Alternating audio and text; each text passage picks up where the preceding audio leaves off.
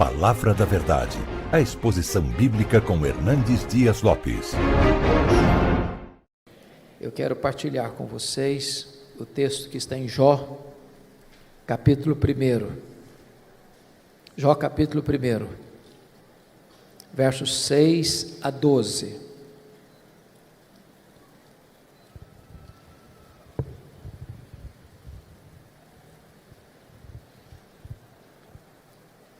Jó, capítulo 1, 6 a 12. Está escrito o seguinte: num dia em que os filhos de Deus vieram apresentar-se perante o Senhor, veio também Satanás entre eles. Então perguntou o Senhor a Satanás: de onde vens? Satanás respondeu ao Senhor e disse: de rodear a terra e passear por ela. Perguntou ainda o Senhor a Satanás: observaste o meu servo Jó? Porque ninguém há na terra semelhante a ele, homem íntegro e reto, temente a Deus e que se desvia do mal. Então respondeu Satanás ao Senhor: porventura Jó debalde ou inutilmente teme a Deus? Acaso não o cercaste com sebe a ele, a sua casa e a tudo quanto tem? A obra de suas mãos abençoaste, e os seus bens se multiplicaram na terra. Estende, porém, a tua mão e toca-lhe em tudo quanto ele tem, e verás se não blasfema contra ti na tua face. Disse o Senhor a Satanás: eis que tudo quanto ele tem está em teu poder, somente contra ele não estendas a tua mão. E Satanás saiu da presença do Senhor. Agora capítulo 2, versos de 1 a 6, por favor. No dia em que os filhos de Deus vieram apresentar-se perante o Senhor, veio também Satanás entre eles apresentar-se perante o Senhor. Então o Senhor disse a Satanás: de onde vens? Respondeu Satanás ao Senhor e disse: de rodear a terra e passear por ela. Perguntou o Senhor a Satanás: observaste o meu servo Jó? Porque ninguém há na terra semelhante a ele, homem íntegro e reto, temente a Deus e que se desvia do mal. Ele conserva a sua integridade, embora me incitasses contra ele para o consumir sem causa. Então Satanás respondeu ao Senhor: pele por pele, e tudo quanto o homem tem dará pela sua vida. Estende, porém, a tua mão e toca-lhe nos ossos e na carne, e verás se não blasfema contra ti na tua face. Disse o Senhor a Satanás: eis que ele está em teu poder, mas poupa-lhe a vida. Meus amados, esse texto registra esse episódio da reunião de Deus com seus filhos, e eu quero crer que aqui são os anjos, e eu quero crer que nas regiões celestes. E a Bíblia não dá explicações, mas diz que Satanás apareceu por lá. E é curioso que quem começa a conversa é Deus, perguntando para Satanás assim: de onde vens? Satanás respondeu: de rodear a terra e passear por ela. Satanás é uma espécie de turista inveterado. Ele está por aí, está antenado, está de olho, está procurando alguém para devorar. E Deus cutuca outra vez, perguntando assim para ele: observaste o meu servo Jó? E Deus dá o currículo de Jó. Não tem ninguém na terra semelhante a ele, homem íntegro, reto, temente a Deus e que se desvia do mal. Em outras palavras, Jó era o homem mais piedoso da sua geração. Quando a Bíblia diz que ele era um homem íntegro, isso significa que é aquilo que você é quando ninguém está vendo, com a porta do quarto trancada. Quando diz que ele é um homem reto, significa que ele é exatamente aquilo que as pessoas estão percebendo. Um homem que tem uma vida pautada pela verdade e pela justiça. Homem temente a Deus significa que isso é o princípio da sabedoria. Homem que se desvia do mal significa que ele é deliberadamente santo. Bom, Satanás podia ter respondido para Deus assim: bom, esse eu não conheço ainda, estou meio ocupado, tenho outras agendas, quem sabe um dia eu boto os olhos nele, eu observo ele. Mas não foi a resposta de Satanás para Deus, não. Satanás respondeu assim para Deus: mas também puderas, desse jeito aí, qualquer um te adora, tu tens abençoado a vida dele, tu tens colocado um grande muro de proteção ao redor da família dele, tudo que esse homem bota a mão vira dinheiro, os bens dele prosperam na terra, desse jeito aí é muito fácil te adorar. Satanás com isso insinua duas coisas. Primeiro, Satanás insinua que ninguém adora a Deus por quem Deus é, apenas por aquilo que Deus dá. Satanás insinua que Jó só adora a Deus por causa das bênçãos que recebe de Deus e não por causa do caráter de Deus. Satanás insinua que Deus precisa subornar as pessoas com bênçãos para receber delas adoração. Satanás insinua mais, que Jó não é honesto quando ele serve a Deus, que Jó descobriu que religião dá lucro, que é um bom negócio, e que ele só serve a Deus porque com isso ele recebe determinados benefícios que de outra forma não receberia. Com isso, Satanás está levantando aqui duas teses. Primeira tese: ninguém ama mais a Deus do que o dinheiro. Segunda tese: ninguém ama mais a Deus do que a família. O que é que um homem tem? Um homem tem bens, um homem tem família. Aí Satanás disse assim para Deus: toca no que ele tem, e verás se não blasfema contra ti na tua face, e verás se toda esta fidelidade de Jó não cai por terra. Então diz a Bíblia, que sem que Jó soubesse, Deus o constitui em seu advogado na terra, e coloca a sua própria reputação nas mãos de Jó, e diz assim para Satanás: pode tocar no que ele tem, só não pode tocar na sua vida. Em outras palavras, Satanás é um ser limitado e limitado por Deus. Ele só pode ir até onde Deus o permite ir, e nem 1 centímetro a mais. Nas palavras de Martinho Lutero, Satanás é um cachorro na coleira de Deus. Ele só pode ir até onde a coleira o permite ir, e nem 1 centímetro a mais, porque o Deus que servimos manda no céu, manda na terra e manda no inferno. Satanás está debaixo da autoridade absoluta do nosso glorioso Redentor Jesus Cristo.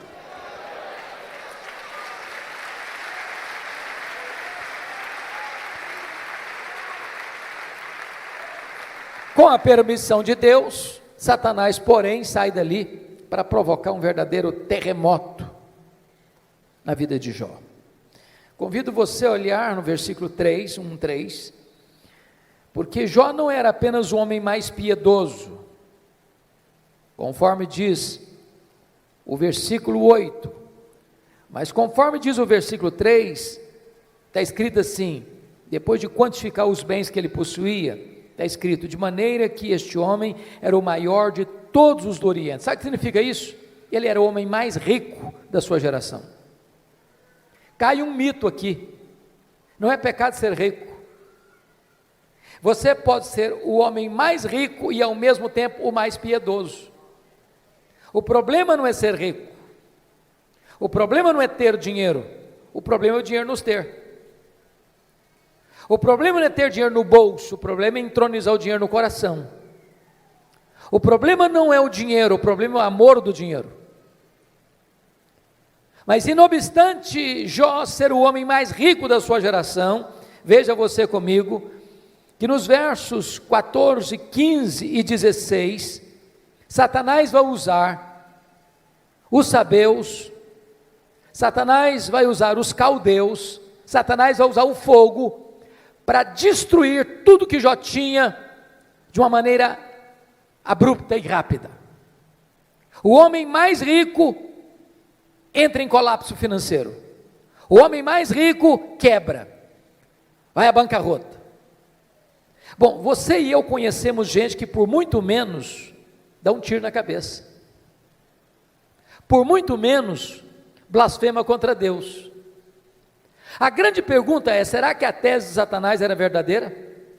Será que Jó amava mesmo mais a riqueza e o dinheiro do que a Deus? Será que Jó blasfemaria mesmo contra Deus? Será que a tese de Satanás era verdadeira? A resposta, confira comigo, está no versículo 21. Ele diz o seguinte: nu saí do ventre de minha mãe, nu voltarei. Sabe o que ele está dizendo? Eu não trouxe nada para este mundo, não vou levar nada deste mundo, portanto o que eu granjeei entre o berço e a sepultura não é a razão da minha vida. Eu adoro a Deus não por aquilo que Deus dá, eu adoro a Deus por quem Deus é. Eu não adoro a Deus por causa das bênçãos de Deus, eu adoro a Deus por causa do caráter de Deus. E aqui Jó derrota a primeira tese de Satanás. Ele prova que ele ama mais a Deus do que o dinheiro. Mas tem uma segunda tese: ninguém ama mais a Deus do que a família.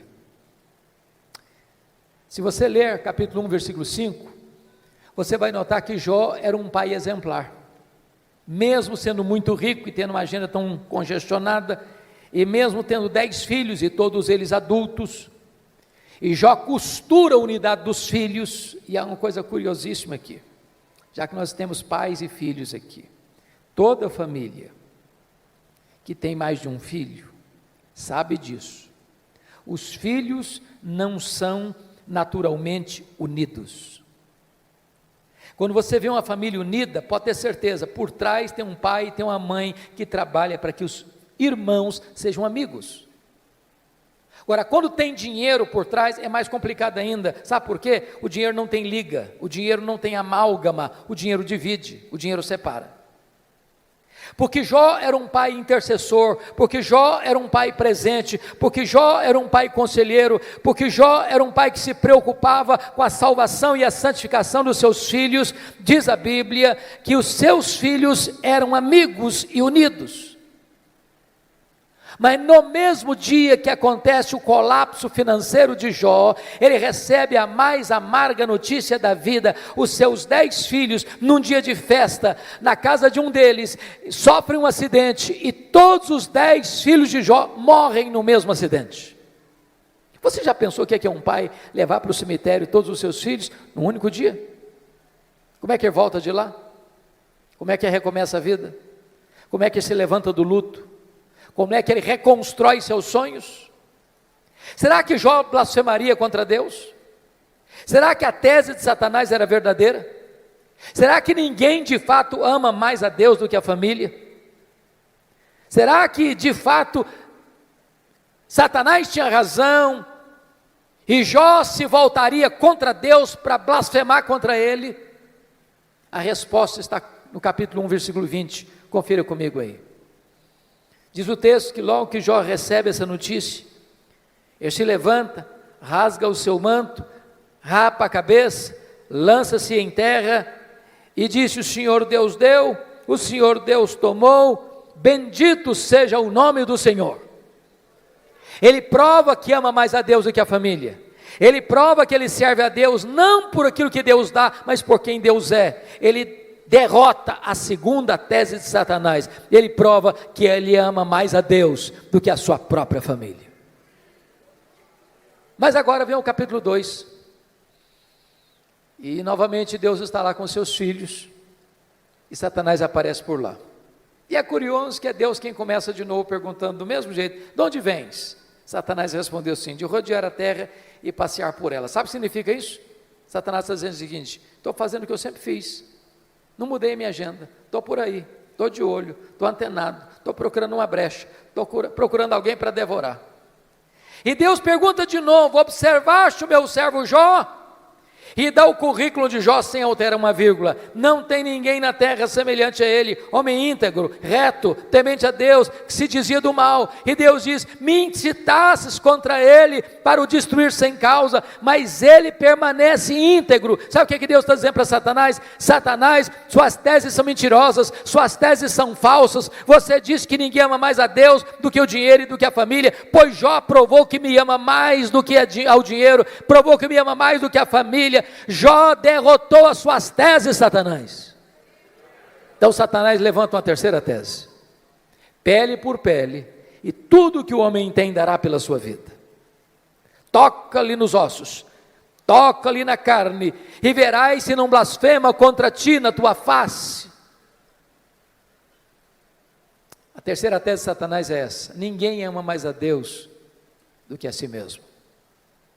Sem que Jó soubesse, mais uma vez Deus o constitui em seu advogado na terra e diz para Satanás: pode tocar nos ossos dele, pode tocar na carne dele, só não podes tirar a vida dele. Satanás ainda é um ser limitado e limitado por Deus. Ele só pode ir até onde Deus o permite ir, e nem 1 centímetro a mais. Satanás sai dali, diz a Bíblia, e coloca uma doença maligna em Jó, do alto da cabeça à planta dos pés. Este homem que já está falido e enlutado, agora fica doente. Seu corpo vira uma chaga aberta, uma ferida viva. Bolhas de pus começam a se formar no seu corpo. E diz a Bíblia que Jó precisa morder nessas bolhas de pus para aliviar sua dor. Sua pele vai ficando necrosada. Ele não consegue comer, ele não consegue dormir, ele não consegue ter alívio. Esse homem vai ficando magro, magérrimo, macérrimo, de couro furado pelas costelas em ponta. O seu corpo cheira mal, as pessoas passam, as pessoas praguejam, as pessoas cospem, as pessoas cortam volta dele, até os mais próximos, até os familiares vão desistindo dele, vão abandonando a ele, e ele fica rendido na sua desdita. Precisa pegar um caco, talvez de telha, para raspar a sua pele necrosada. Esse homem não tem mais o que sofrer. Nesta hora, diz a Escritura, que a sua mulher se aproxima dele e pergunta: ainda conservas a tua integridade, Jó? Amaldiçoa a Deus e morre, acaba com isso, tenha pelo menos coragem e dignidade de tirar a sua vida. E ele responde para ela: tu falas como uma louca, tendo nós recebido o bem de Deus, não receberíamos também o mal? Está escrito que em tudo isso Jó não pecou contra Deus com os seus lábios. Ele reprova a terceira tese de Satanás, ele prova que ama mais a Deus do que a si mesmo, ele prova que ele serve a Deus não por aquilo que Deus dá, mas por quem Deus é, não por causa das dádivas de Deus, mas por causa do caráter de Deus. Mas aí confira comigo, capítulo 2, versículo 11, meus amigos, Elifaz, Bildade e Zofar combinaram ir condoer-se de Jó e consolá-lo. Diz o texto que, levantando-se de longe os olhos, não reconheceram Jó e ergueram a voz e choraram. Cada um rasgou o seu manto, lançava-se pó ao ar sobre a cabeça. Sentaram-se com Jó na terra 7 dias e 7 noites, e nenhum lhe dizia palavra alguma, pois viam que a sua dor era muito grande. Então eu faço uma pergunta a vocês: esses 3 amigos, de fato eram amigos de Jó?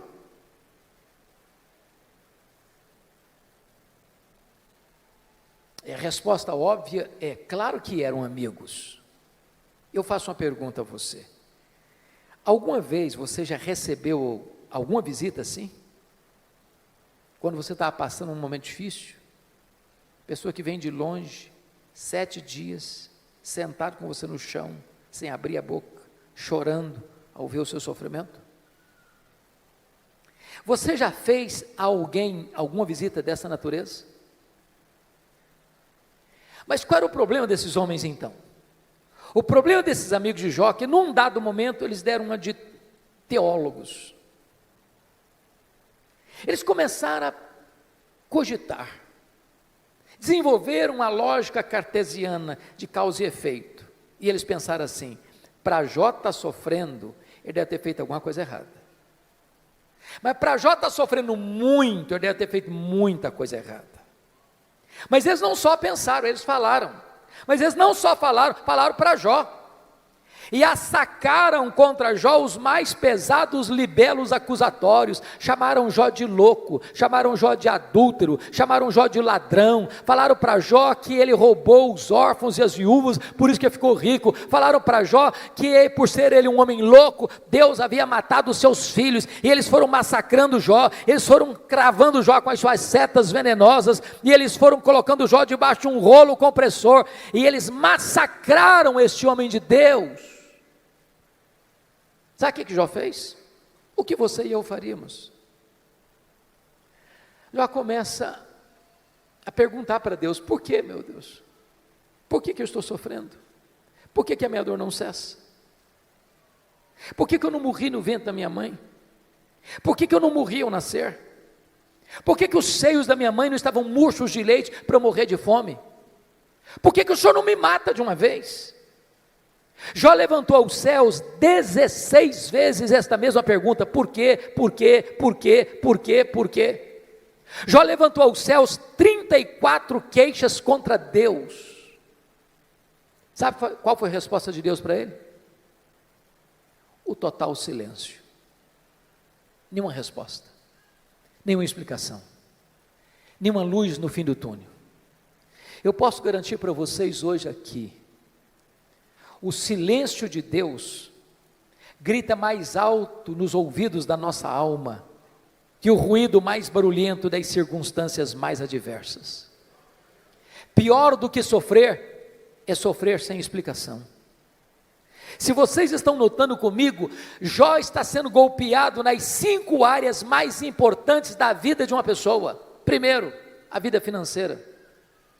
Segundo, sua saúde.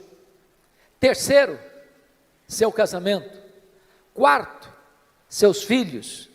Quinto, suas amizades. Todas essas áreas vitais estão sendo dinamitadas, destruídas, minadas na vida desse homem. Esse homem está no fundo de um poço. Ele não tem mais nada para perder. Ele está completamente rendido à sua desdita, ao fracasso, à derrota. Esse homem não tem nada mais em quem segurar, a quem buscar. Ele está no fundo de um poço. Mas quando você está no fundo de um poço, só tem uma direção para olhar: é para cima, é para o alto, é para Deus. Esse homem perdeu os seus bens, esse homem perdeu a sua saúde, esse homem perdeu o apoio da sua mulher, esse homem enterrou os seus filhos, esse homem perdeu o apoio de seus amigos, esse homem olha para todo lado e tudo é ruína na vida dele, mas esse homem não perdeu uma coisa: esse homem não perdeu a sua confiança em Deus.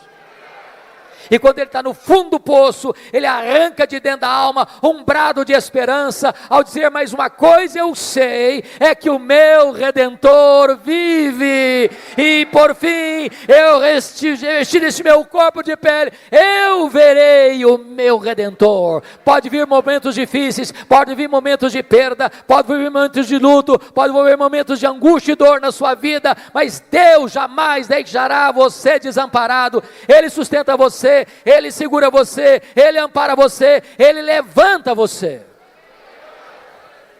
É curioso, irmãos, que quando Jó arranca do peito esse brado de esperança, Deus rompe o silêncio e começa a falar com ele.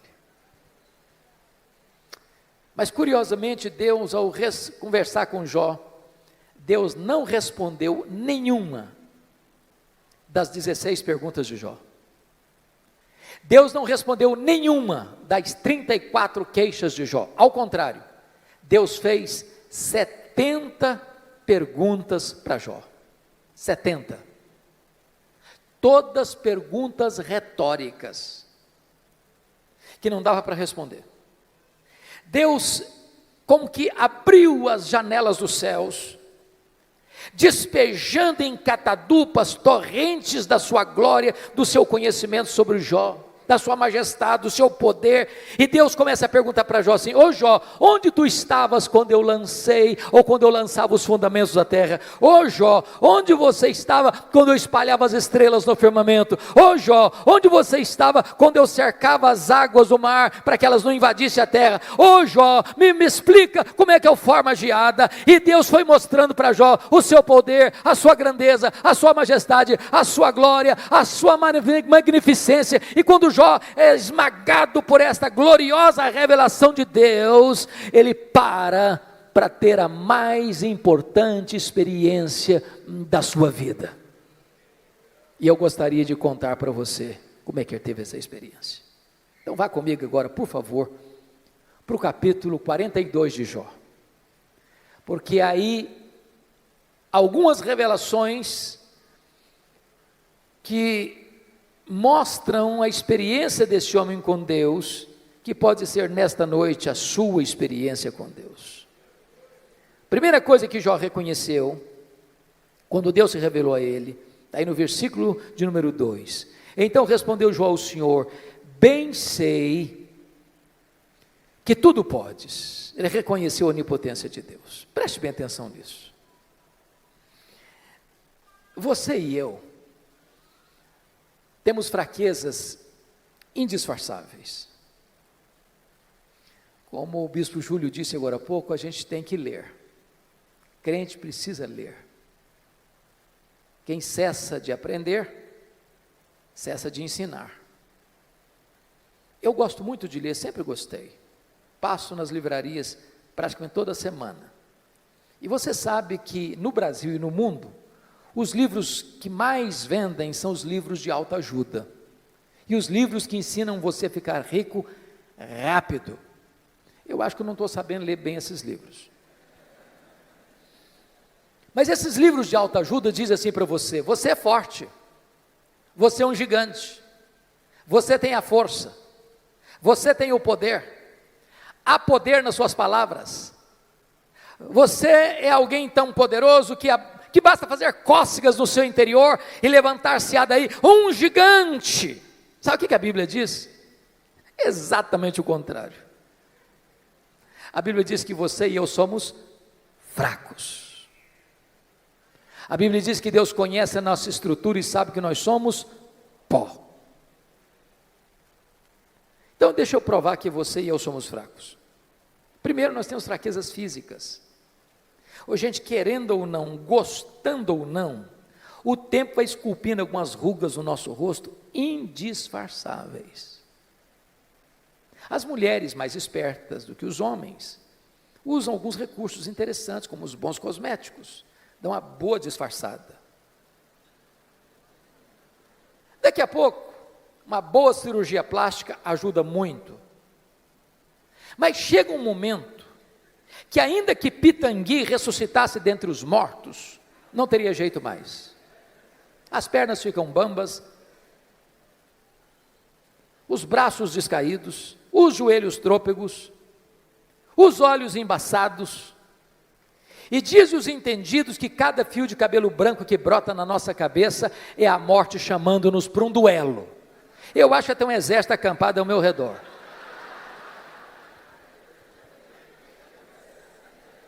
Temos fraquezas físicas, mas nós temos fraquezas emocionais.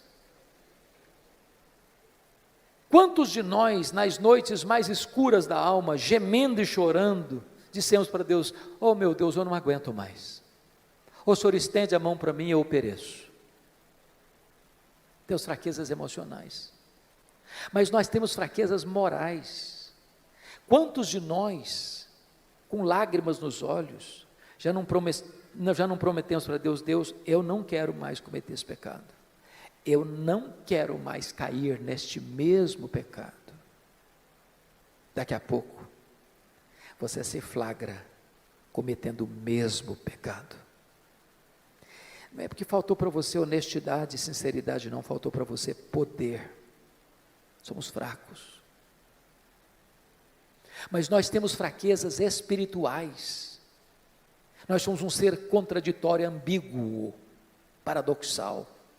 Paulo diz que o bem que eu quero fazer, esse eu não faço. O mal que eu não quero, esse eu pratico. Somos fracos. Mas é maravilhoso você poder afirmar como Jó, mas o meu Deus tudo pode.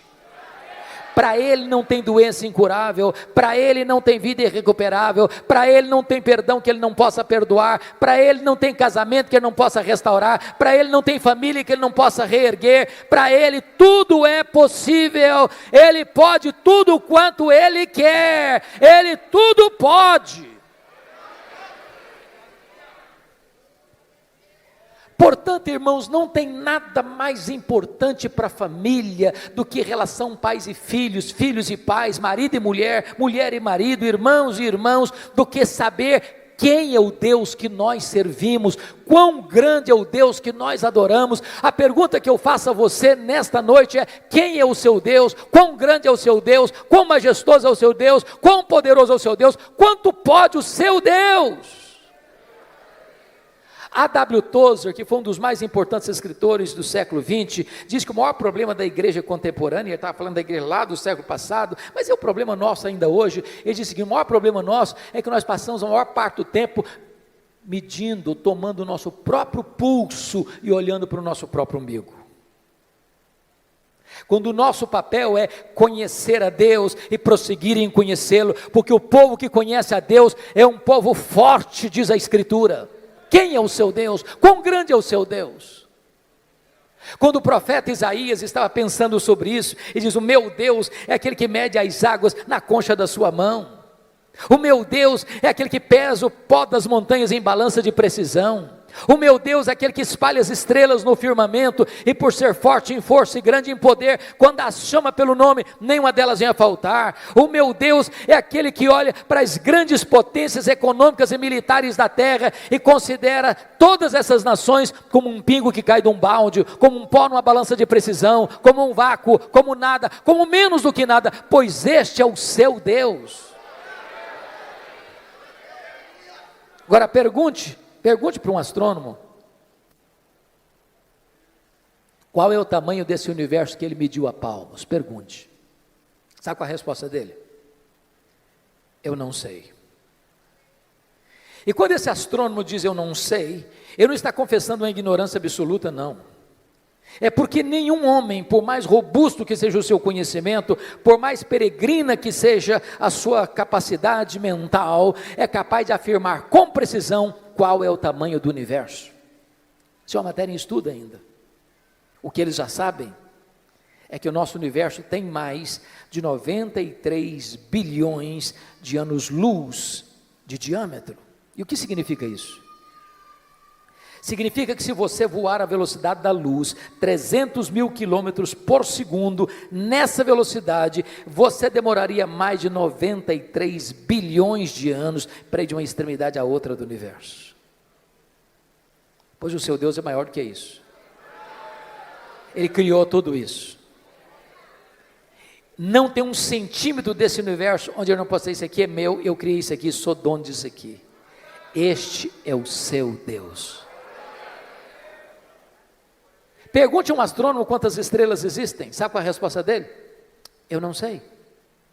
O que eles já sabem e afirmam é que há mais estrelas no firmamento do que todos os grãos de areia de todas as praias e desertos do nosso planeta. Vá um dia à praia, encha a concha da sua mão de areia, leve para casa, bote numa tábua de vidro e tenha paciência de contar quantos grãos de areia você consegue botar na concha da sua mão. Pois há mais estrelas do que todos os grãos de areia de todas as praias e desertos do nosso planeta. Mas o seu Deus não apenas criou todas elas, o seu Deus batizou cada uma delas pelo nome. E por ser forte em força e grande em poder, quando as chama pelo nome, nenhuma delas vem a faltar. Este é o seu Deus, Ele tudo pode. A ciência hoje não está pasma mais com o macro-universo, ela está pasma, boquiaberta, com o micro-universo hoje. Você pega uma folha, por mais tenra que ela seja, ela é tão complexa como a cidade de São Paulo. Você pega uma gema de ovo, ela é mais complexa do que qualquer coisa que o homem já inventou. Dr. John Wilson, catedrático de Harvard, uma das maiores autoridades de oftalmologia no mundo, diz que você e eu temos em torno de 2 milhões de fios duplos encapados em cada um dos nossos olhos, e se não for assim, haveria um curto-circuito e nós ficaríamos cegos. Dr. Marshall Nirenberg, prêmio Nobel de Biologia, fez uma das mais importantes descobertas no século passado. Ele descobriu que você e eu somos um ser programado geneticamente, computadorizadamente programados. Ele descobriu que você e eu temos em torno de 60 trilhões de células vivas no nosso corpo. Descobriu mais, que em cada uma dessas células você tem 1,70 m de fita DNA, onde estão gravados e computadorizados todos os seus dados genéticos. Se você espichar a fita DNA do seu corpo, você terá 102 trilhões de metros de fita DNA, você terá 102 bilhões de quilômetros de fita DNA no seu corpo, daria para dar diversas voltas no sistema planetário. Dr. Loy vai dizer mais tarde, códigos de vida não se originam espontaneamente, códigos de vida não se originam de uma explosão cósmica, códigos de vida não se originam de uma evolução de milhões e milhões de anos, códigos de vida foram plantados em você pelo Deus Todo-Poderoso, Criador dos céus e da terra, e este Deus é o seu Pai, é o seu Deus, Ele tudo pode.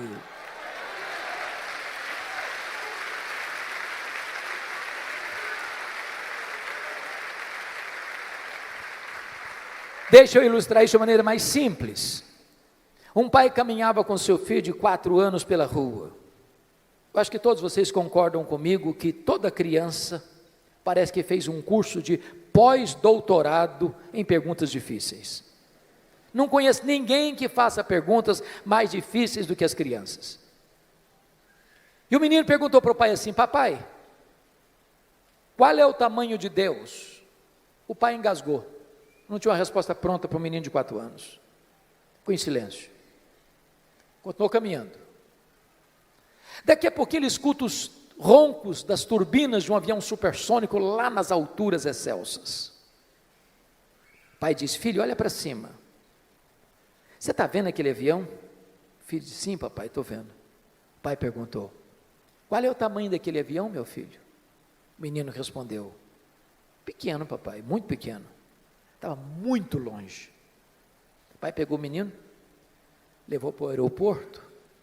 Lá tinha um jumbão de mais de 400 passageiros estacionado. O pai chegou bem perto e perguntou: está vendo esse avião, filho? Estou vendo, papai.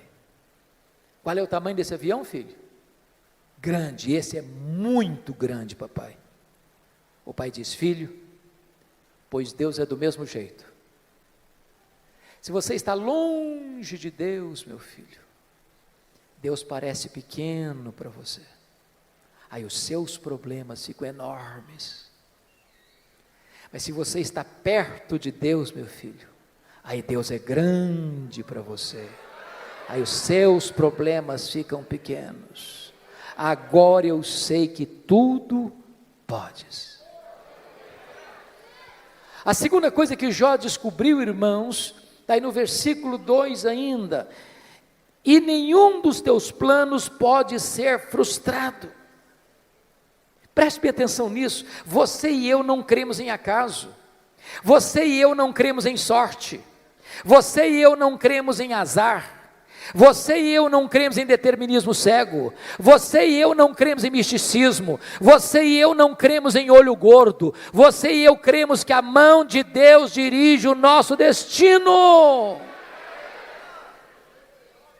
Pode ter certeza disso. Se você está passando um momento difícil, se você está passando por um vale, se você está passando por uma prova, se você está passando por um momento amargo, seja financeiro, seja de saúde, seja na sua família, isso não pegou Deus de surpresa, isso não desfez os propósitos de Deus na sua vida. Deus está trabalhando por você e não contra você. Sabemos que todas as coisas cooperam para o bem daqueles que amam a Deus. Se Ele está permitindo você passar por uma luta, Ele tem um plano, Ele tem um propósito, Ele vai transformar tudo isso para o seu bem, e você vai ficar mais maduro, e você vai ficar mais parecido com o Senhor Jesus Cristo. Nenhum dos planos de Deus pode ser frustrado. Terceira coisa que Jó vem a descobrir, pelo conhecimento que ele teve de Deus, ele reconheceu sua profunda limitação. Olha o versículo 3. Na verdade, eu falei do que eu não entendia. Coisas maravilhosas demais para mim, coisas que eu não conhecia. Vamos entender isso aqui. Quando alguém está sofrendo, como Jó sofreu, via de regra a pessoa faz duas coisas. Ou se cala, estoicamente, tranca os dentes. Ou fala. Jó falou. Jó se defendeu. Jó se queixou. Jó perguntou. O tempo todo. Quando você está sofrendo, você acaba falando muita coisa que você não está entendendo. Sabe por quê? Porque você e eu não enxergamos no escuro. Você e eu não enxergamos na curva. Deus está vendo lá no fim. E Ele sabe que as curvas da estrada não tiram o seu alvo de chegar lá no fim. O fim é a sua glória, o fim é o céu, o fim é a bem-aventurança, o fim é a vitória do mal, é a vitória do bem sobre o mal, é a vitória da verdade sobre a mentira, é a vitória de Jesus Cristo sobre o diabo. O fim é Jesus Cristo colocando todos os seus e os nossos inimigos debaixo dos seus pés, e nós com Ele, sem dor, sem lágrima, sem luto, reinando com Ele para sempre. Agora, enquanto você está caminhando, você faz tanta pergunta, você fala tanta coisa, e eu também. Quando Deus começa a se revelar para Jó, mostrar a sua grandeza, o seu poder, sua majestade, o seu controle sobre o universo, sobre todas as coisas, Jó põe a mão na boca e diz: meu Deus, quanta coisa que eu falei sem entender. Sabe qual a lição que eu aprendo aqui? O sábio é aquele que sabe que não sabe. Porque o que você não sabe é muito mais do que o que você sabe. Portanto, se você encontrar uma pessoa que fica arrotando em cima de você muito conhecimento, e que quer passar como aquela pessoa que sabe tudo, conhece tudo, entende tudo, Bíblia eu conheço de capa a capa. Pode ter certeza, você está perto de uma pessoa que não sabe quase nada. Quase nada. É lata vazia que faz barulho. Então deixa eu contar uma ilustração para você. Eu fui criado na roça mesmo. Antes de luz elétrica, de estrada, de carro e tudo mais. Quebrei muito milho no muque. Quem sabe o que é uma roça de milho na hora de colher, seca para colher, sabe muito bem a diferença entre um restolho, que só tem palha e sabugo, e uma espiga boa, granada. A espiga boa, granada, na hora de colher, ela se tomba, ela se curva. O restolho que só tem palha e sabugo, não se curva nunca, fica sempre empinadinho. Então, quando você encontra uma pessoa muito empinadinha, saiba disso, é um restolho, só tem palha e sabugo. Porque é impossível você conhecer a Deus, quem é Deus, sem se humilhar, sem se curvar, sem reconhecer que você sabe quase nada.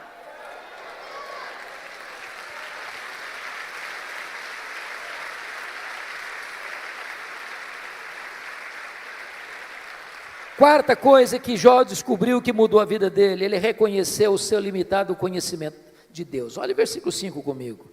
Eu te conheci só de ouvir, mas agora os meus olhos te veem. Irmãos, eu entro em crise com esse versículo. Sabe por que eu entro em crise com esse versículo? Lá no capítulo 1, versículo 8, Deus disse sobre esse homem aí: não tem ninguém na terra semelhante a ele, homem íntegro, reto, temente a Deus, se desvia do mal. Isso não é rasgação de seda de amigo, não. Quem está dizendo isso é Deus. Deus não tem uma opinião a seu respeito, Deus tem um diagnóstico. Agora, como é que esse homem, que Deus chama do homem mais piedoso da sua geração, pode fazer uma declaração dessa? Oh Deus, eu te conheci só de ouvir, agora os meus olhos te veem. Não parece contraditório? Mas para entender isso, eu vou fazer uma pergunta para você. Você conhece a Deus? Conhece mesmo? quanto você conhece? Quanto? Eu explico. Havia um homem que nunca tinha visto o mar. Brincando, eu acho que ele era mineiro. Um dia ele faz uma viagem para o litoral e vê o mar. E ele fica encantado. Ele diz: agora eu conheço o mar. Aproxima-se dele um marujo, com a pele tostada de sol e sal, por viver nas procelas do mar, e diz: eu também conheço o mar. Qual a diferença entre eles? Você conhece a Deus? Quanto você conhece a Deus? João 17,3 diz que a vida eterna é esta: conhecer a Deus e a Jesus Cristo, a quem enviaste. Sabe de uma coisa? Que a própria essência da vida eterna é conhecer a Deus. Sabe o que você vai estar fazendo no céu depois que você tiver 1000 anos lá na glória? Você vai estar conhecendo a Deus. Sabe o que você vai estar fazendo no céu depois que você tiver 1 bilhão de anos lá na glória? Você vai estar conhecendo a Deus. Sabe o que você vai estar fazendo no céu depois que você tiver 1 trilhão de anos lá na glória? Você vai estar conhecendo a Deus. Jamais haverá um tempo na eternidade onde você possa dizer: conheço tudo de Deus, não tem mais nada para conhecer, agora eu vou botar a vida no piloto automático. Deus é inesgotável em seu ser. O céu vai ser dinâmico. A Bispo Júlia, há poucos dias eu tomei um susto. Uma menina adolescente da igreja chegou para mim e disse assim: pastor. Falei: pois não, filha. Ela disse assim: eu não quero ir para o céu, não. Eu tomei um susto. Disse: como? Eu não quero ir para o céu, não. Falei: mas você está maluca? O que aconteceu? Não, não quero ir, não. Falei: então me explica esse negócio. Ah, pastor, ideia de céu que eu tenho, sabe o que é? Que eu vou estar numa nuvem branca, com a harpa na mão, tocando, cantando, tocando. Ah, eu não aguento essa vida inteira, não. Eu quero coisa nova para a minha vida. Tem gente que acha que o céu vai ser chato.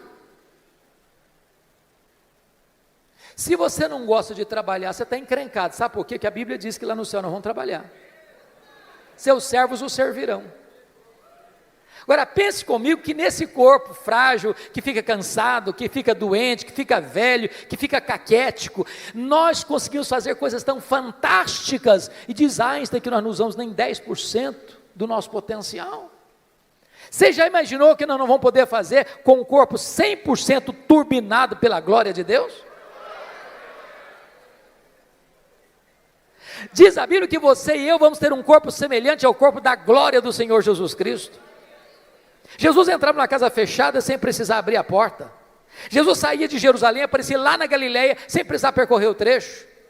Jesus subiu o assunto aos céus fisicamente. E eu pergunto para você: qual a distância da terra ao céu? Com que velocidade Jesus foi para o céu? Porque se ele foi para o céu na velocidade da luz, 300 mil quilômetros por segundo, depois de 2000 anos, ele está logo ali na esquina ainda. O que significa isso? A Bíblia diz que nós vamos ser como os anjos, não que nós não vamos ter um corpo, mas significa que nós vamos viver numa nova dimensão. Eu pergunto a você: com que velocidade um anjo vem do céu à terra? Jesus Cristo disse para Pedro lá no Getsemane: guarda essa espada, porque se eu precisasse de ajuda, eu rogaria ao Pai, Ele me mandaria mais de 12 legiões de anjos, mais de 72 mil anjos. Com que velocidade eles viriam? Os anjos não estão mais, não precisam e não estão presos às mesmas leis que nos governam aqui, pois o nosso corpo de glória vai ser assim. Nós vamos estar lá, nós viremos cá, nós subiremos, nós desceremos com a mesma velocidade, porque nós habitaremos novos céus e nova terra, e nós vamos conhecer a Deus, e nós vamos glorificar a Deus, e nós vamos trabalhar para Deus, e nós vamos amar a Deus, e nós vamos fruir a presença de Deus. Agora eu entendo Jó. Agora eu entendo Jó, ele está só arranhando a superfície, e você e eu também, tem muito mais, tem infinitamente mais. Então continua a ordem do profeta: conheçamos e prossigamos em conhecer ao Senhor. A última coisa que mudou a vida de Jó, confira comigo, está no versículo 6. Por isso eu me abomino e me arrependo no pó e na cinza. Ponto. ponto. Não entendi nada de novo. Muito difícil. Como é que eu vou entender esse homem que o próprio Deus diz que ele é o mais piedoso, está se abominando e se arrependendo no pó e na cinza? Eu esperava uma confissão dessa de um ladrão, de um assassino, mas do homem mais piedoso. É chocante. Explicação. As pessoas que mais lamentam e choram os seus pecados, não são as que mais pecam, são as que mais perto de Deus andam. Quem está longe de Deus, irmãos, nem convicção de pecado tem.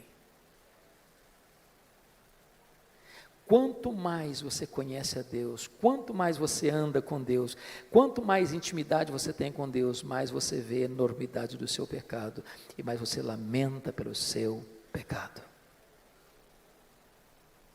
Pois bem, veja comigo, por favor, agora o versículo 10. Ele é a chave hermenêutica deste livro. Mudou o Senhor a sorte de Jó, quando ele chorava pelos seus amigos, e o Senhor deu-lhe o dobro de tudo quanto antes possuía. Você já fez uma pergunta, por que Deus mudou a sorte de Jó, enquanto este, ou quando este orava pelos seus amigos? Você já fez essa pergunta? Por quê? Então deixa eu fazer uma pergunta para provocar.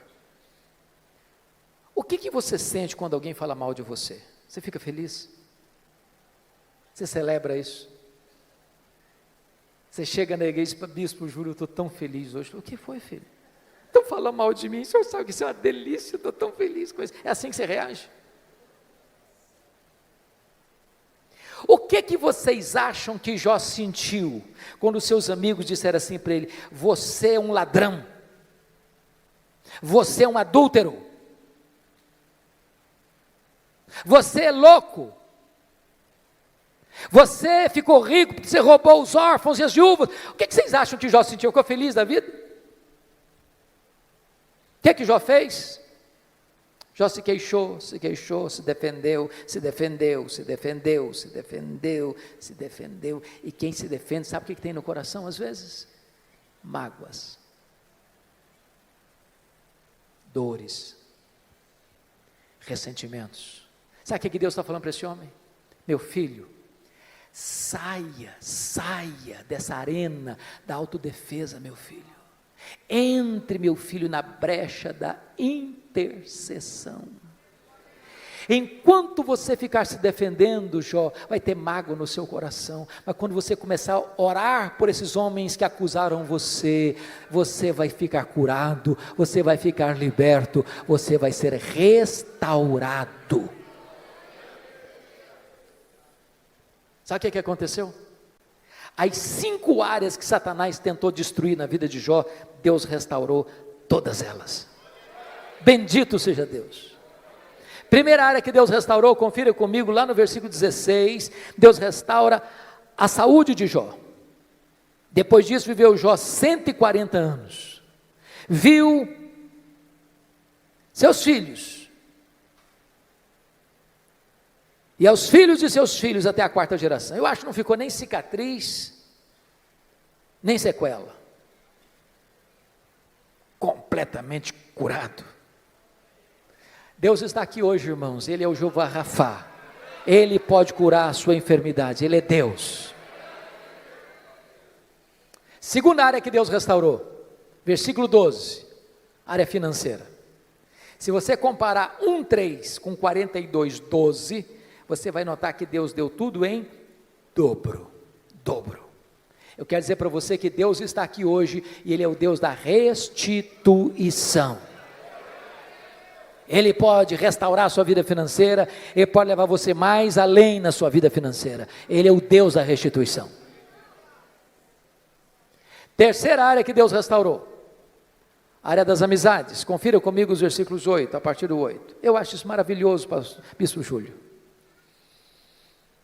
Porque os amigos de Jó que acusaram a Jó, Deus chega para eles e diz assim, vocês estão lembrados daquele homem que vocês criticaram, acusaram?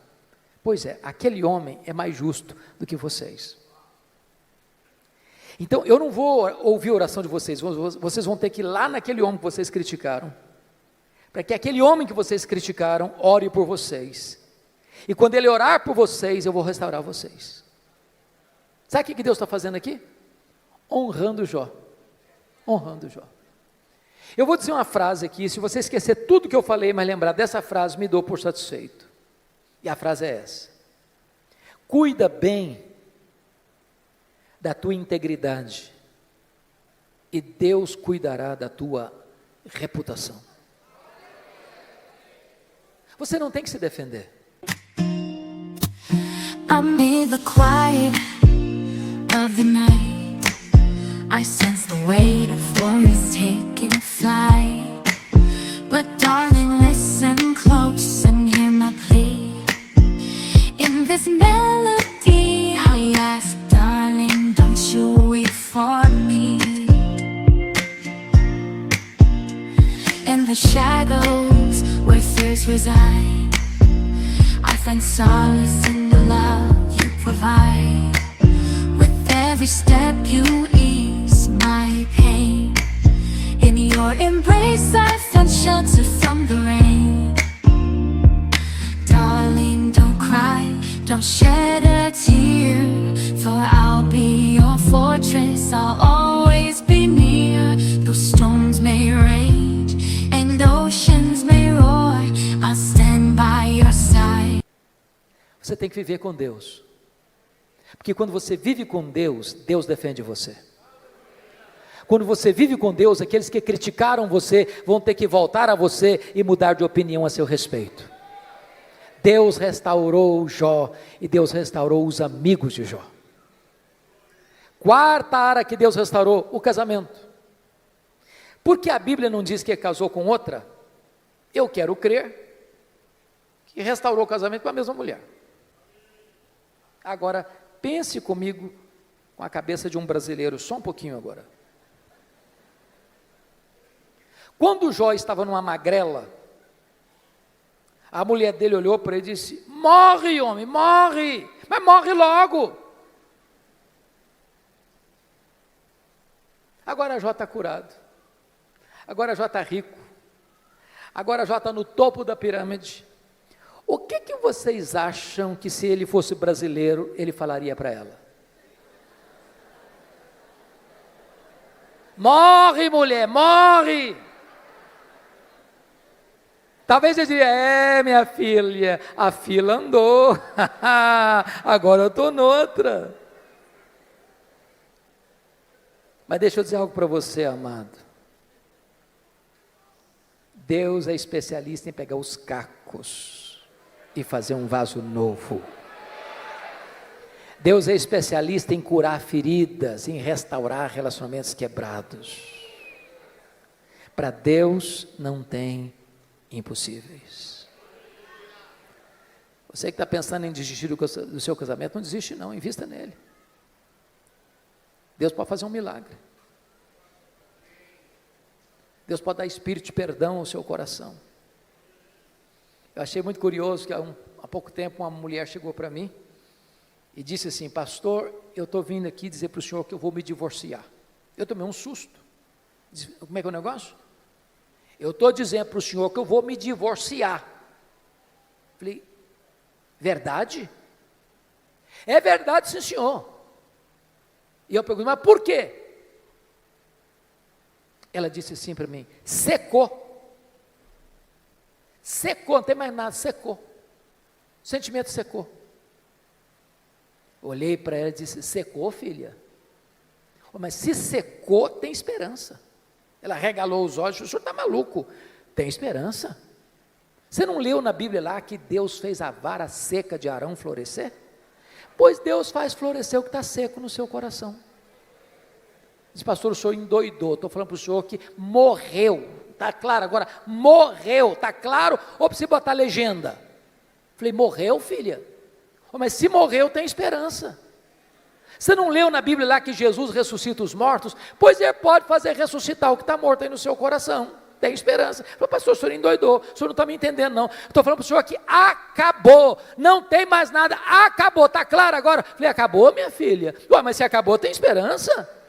Ué, você não leu na Bíblia lá que Deus chama a existência as coisas que não existem? Se Ele chama a existência as coisas que não existem, Ele pode chamar a existência o que não está mais no seu coração.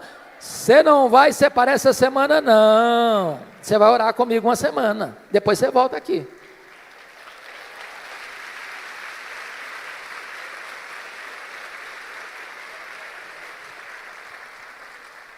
Depois de uma semana ela voltou e disse: pastor, acabou. Falei: acabou o quê, filha? A vontade de divorciar. Estou animada. Deus está curando a minha alma e curando meu casamento. Com Deus não há impossíveis. Louvado seja o Senhor. A quinta e última área que Deus restaurou foram os filhos. Você nota comigo no capítulo 1, versículo de número 16,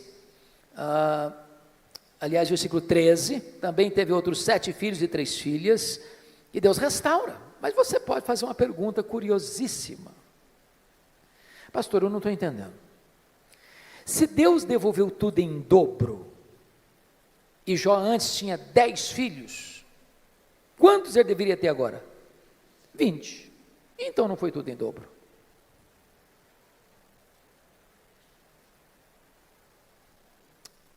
Deixa eu explicar isso bem. Talvez fazendo uma correção para um tipo de comunicação, de fala que nós usamos muito no Brasil.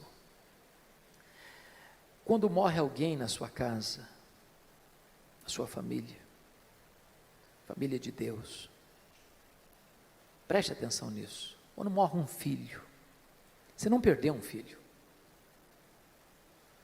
Como aquele pai que voltou do cemitério, depois de enterrar o seu filho, e um amigo vai dar um abraço nele e disse: meus sentimentos, eu soube que o senhor perdeu o seu filho. O pai disse: não, senhor, eu não perdi meu filho. Você perde alguém quando você não sabe onde ele está, com quem ele está.